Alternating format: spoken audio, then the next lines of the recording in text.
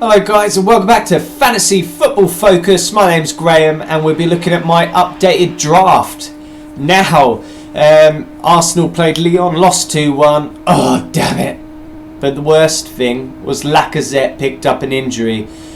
Had him in my FPL draft, had him in my plans, ready for the season. Thought, oh, that's my budget way into the Arsenal attack. And he gets injured. Now, these things happen. And we have to adapt. We've got to learn that through the season as well. How you're going to play your chips, what time. Are you going to get on a price rise before it gets ahead of you and you can no longer get in on a decent player and be left behind on points. It's all about that. And these things come to test us as FPL managers. I'm sure you all know that. So yeah, Lacazette injured and I actually had to jiggle my squad around quite a bit. You make one change, it has a knock-on effect in another position, either midfield, defence, or with your budget. So then you're looking at these players, you're like, that's not a replacement, so I have to swap it around in midfield instead. Yeah, that's a decent replacement. You could go on forever, but you really just have to think about who you think is going to do well. Also, have a look at pre-season. Who's been doing well? Are they going to carry that form on into the new season? You know, what's their previous track record? So they got a good record. You know, look at the stats. It's good. All these things give you clues and indications to the FPL team you want to go into game week 1 with. So yeah, I got Aubameyang in. I mean, he scored again. He's looked sharp in pre-season. We all know he's on penalties, so I got him in. He's going to be my main attacking player at 11.0. He was joint Golden Boot winner last season, as I'm sure you all know. 22 goals scored, 7 assists. Pierre, you are the man. So you are the man for my team, and I'll be starting him up there, all right. Now, I did have Sterling in a few times, Salah, you know, but people like that, it's just the money in the midfield. I know that there's lots of midfield options that can chip in with the goals and the assists. Fraser, for instance, right there for you. His assists were high. Pogba was probably Man United's best player easily last season, and he's on penalties. Fixtures as well, you know, Fraser's going into a good run of fixtures at the beginning of the season, so just have a look at that. I mean, he scored 7 goals and had 14 assists last season. Sheffield United and Aston Villa, welcome to the Premier League. Bournemouth, the Cherries will be picking you off.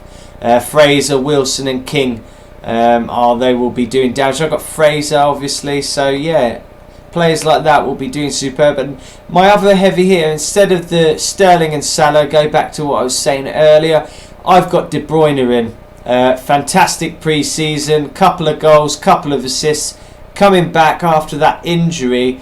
And if we look back to the season before the season he got injured, he actually scored over 209 points. Now that, in the FPL community as a manager, is priceless. To have a 200 point mark, that's a big chunk of your overall points in a season. Now, I believe KDB will be returning to that form, and I don't see why I need to pay for Sterling and Salah. I mean, obviously you can see why, but I just feel for that money, KDB could offer quality value, and I'll be getting on his price rises. He will be price rising, of that I am sure.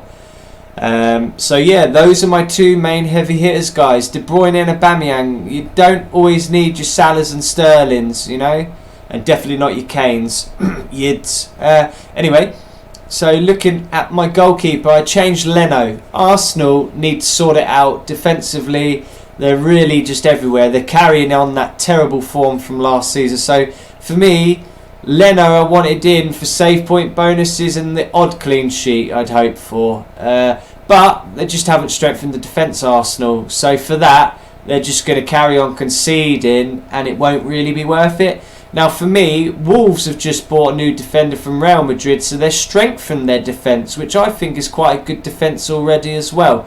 And with Patricio saving penalties in pre-season against Man City and has a good record for Portugal, he could get some penalty save points, and that would be lovely in a game week to have some penalty save points as well as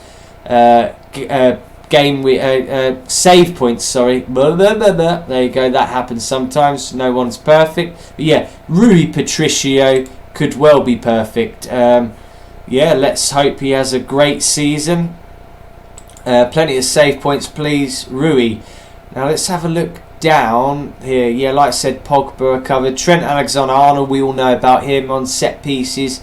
Everton fixtures, I've gone for Coleman, just a bit cheaper than the Digne train.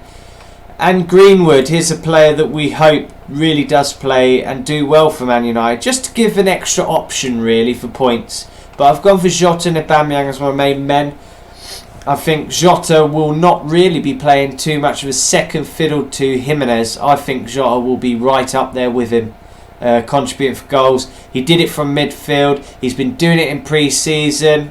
Yeah, I'm sure there's a train. Let's see his TSB. Oh, 13.9%. So not the highest, but people knowing about him, probably more on Jimenez. But yeah, I absolutely will be backing him this season. And then I got Wan-Bissaka and Ricardo Pereira. Now Pereira can get forward for Leicester. Wan-Bissaka, keep it on the bench just because the Chelsea fixture first. I think Man United and Chelsea will both be considered at the start of the season. But yeah, Wan-Bissaka, what a great player, and I think he will only do better this season. So guys, that concludes this video. If you liked it, give us a thumbs up, please do. Thank you for your continued support. It really is appreciated and keeps me making these videos, keeps my passion fueled. And if you're new here, please subscribe. Thanks.